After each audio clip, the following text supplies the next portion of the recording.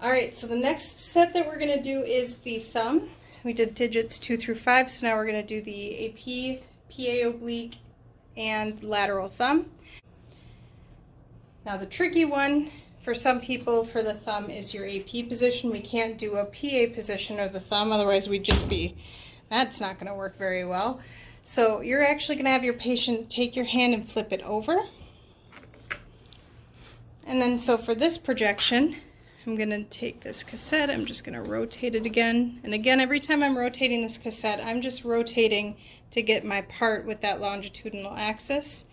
And then what I can end up doing is I am just going to get my collimator where I want it to be by using my rotating collimator head to turn it any which way I need to. Okay, that's just a simple swish of the machine. So doing my AP thumb, and here the big thing that I need to make sure of is that I don't have overlap for the soft tissue of the thumb. And I'm going to get this lower quick, so I apologize, there's a lot of bumpiness. So I'm going to make sure that I have no overlap of the soft tissue of digits 4 and 5. Okay, so my patient, if this is starting to get really close to overlapping that thumb, what I'm going to have her do is I'm going to have you take this hand and just kind of pull back just a little bit, and then go ahead and lift up one more time. Get this aligned with that longitudinal axis. And then I'll get my marker right back in there. And just be really careful when you pull back that you don't overextend. You want to make sure that patient's thumb doesn't start over-rotating, but stays flat onto the IR like it is. And that is how you would do your AP thumb projection. I'm going to have plop her hand on the cassette like she already has, and I'm going to lift hand a little bit, and I'm going to rest right back down for me. I'm going to turn my collimator head and bring this light field to the MCP of the thumb. Okay?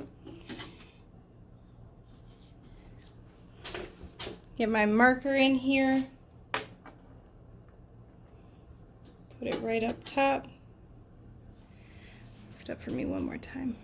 Okay, right back down. Perfect. Okay, so I have that whole section of the thumb. Nothing's cut off, markers within that image. Okay, so going from oblique to lateral is really easy. It's just curling the fingers.